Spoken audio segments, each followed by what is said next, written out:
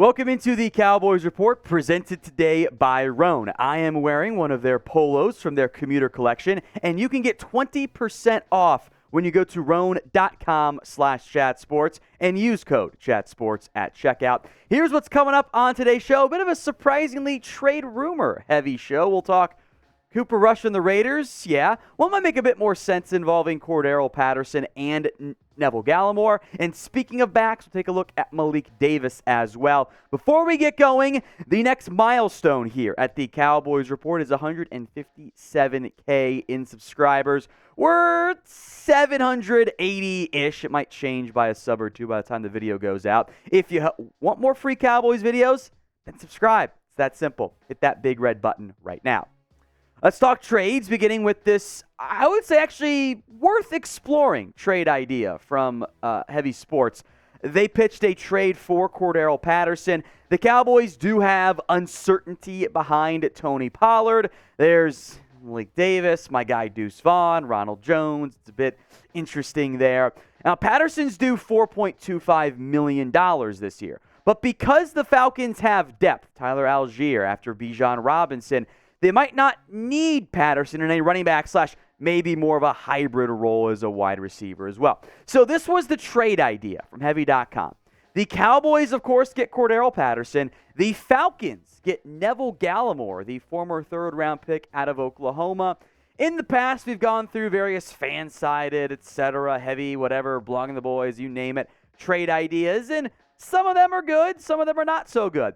I actually am a bit more intrigued by this one than others. I think it actually does make some sense. The Cowboys have depth along the defensive line, as we'll get into, and there is uncertainty at the running back spot behind Tony Pollard, at least for the time being. There is Deuce Vaughn, who I love, but, Ronald Jones is just kind of your journeyman vet. Malik Davis, Rico Dowdle, the team likes them, but they're still pretty unproven in terms of actually being a back. We will go more in depth on Malik Davis at the end of today's show. But in Atlanta, Cordarrelle Patterson was a pretty darn good football player. A nose for the end zone, 19 touchdowns. He actually is bigger than most backs. The thing that's always made Cordarrelle Patterson so intriguing is the size-speed combination, right? He's actually 6'2", 220 listed weight and runs super fast. So I actually am intrigued by that potential idea. I think it'd be a pretty decent fit. Especially given the fact that, look, Neville Gallimore might not make this team. He might not be a Cowboy after roster cuts, which we will go more in depth in on that side and why he could be a trade candidate. But I do like this idea. Maybe the Falcons still want to keep Cordarrelle Patterson because, hey, they can use him as an athlete more than anything. But would you guys trade Neville Gallimore for Cordarrelle Patterson straight up? It is the pinned comment on today's show, so if the ad plays here on YouTube, take advantage of it. Head down there. You can type in Y for yes or N for no. More on the Gallimore side of things now. I think he is very much on the roster bubble, the hot seat, if you will. Gallimore maybe didn't have the best offseason this time last year. Came in maybe not quite in the shape the team wanted, the participation the team wanted, and the results weren't that great. The tackles were pretty solid. Those went up, but the tackles for loss, the sacks, the breakout potential campaign that we'd all hope for Neville Gallimore. I like blocking him out of Oklahoma. Don't get me wrong. That's on me too. Has not arrived yet. And you look at what this Cowboys team has along the defensive line. Oso Odighizuwa is making this team. Mozzie Smith's making this team. They have spent relatively high recent draft picks and a bigger role for Chauncey Golston, and they like Viliami Fehoko, a.k.a. Junior Fehoko. There's 4 defensive linemen. If you want a big guy, that'd be the 5th one in Jonathan Hankins because Golston Fehoko can play some 3 technique.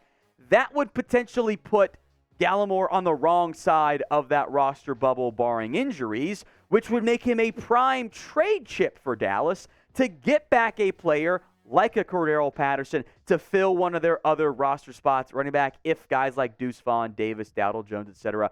don't emerge behind Tony Pollard. Like we mentioned, today's show is made possible by Rhone. Let's be honest, the men's closet was due for a radical reinvention, and Rhone has stepped up to the challenge. They're giving you 20% off your order at Rhone.com/chatsports, and the commuter collection doesn't just have long sleeve dress shirts. They've got polos like the one I'm wearing today, dress shirts, pants, quarter zips, and a couple more items as well. You never have to worry about what to wear with the Rhone commuter collection, whether it's driving to work, at the office, getting drinks out afterward, or if you're like me on the golf course, Rhone has you covered. 4-way stretch fabric provides breathability and flexibility to leave you free to enjoy whatever life ends up throwing your way. They've got Gold Fusion anti-odor technology, so you're smelling fresh and clean, and wrinkle release technology, so as you wear it, the wrinkles will actually disappear for you. The commuter collection gets you through any workday and straight into whatever comes next. Head to Rhone.com/chatsports and use promo code chatsports to save 20% off your entire order. That's 20% off your entire order when you go to RHONE.com/chatsports and use promo code chatsports. Link and the promo code are in the comments section and the description of today's show. Go find your corner office comfort with Rhone. From one pretty intriguing heavy trade idea to one that maybe doesn't make as much sense for Dallas, that is on Cooper Rush. To the Raiders in particular. Jimmy Garoppolo had the signed-in free agency, but then there was some medical red flags, and they had surgery, and it's maybe he's ready for camp, maybe not. The backups are like Brian Hoyer, and it's maybe Aiden O'Connell. That's not the best grouping out there. So they had pitched Rush to the Raiders in exchange for a player to fill a need or a quote-unquote decent pick. That didn't really specify it from that perspective. Rush got a 2-year, $5 million deal in the offseason. There wasn't a massive amount of interest in him on the open market. It could make some sense for the Raiders if they're worried about maybe Jimmy G missing like 3 games to begin the year and they want to survive a little bit, but I do think that the actual pick coming back for Cooper Rush would not be very high. No one thinks Cooper Rush is their future franchise guy. That's not at his age, at his frankly, career production. That's just not what it is. Now, don't get me wrong, he's done a great job as a backup quarterback, and that's why it doesn't make much sense for Dallas. I think your feasible actual trade value for Cooper Rush would be like maybe a 6th-round pick.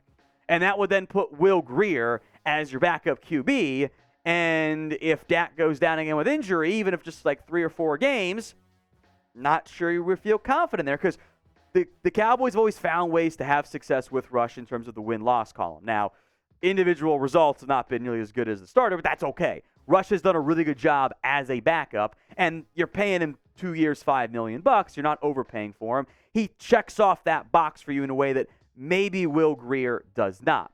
So with that in mind, what draft pick would you need back in a trade for you to feel comfortable moving on from Cooper Rush? Is it just anything?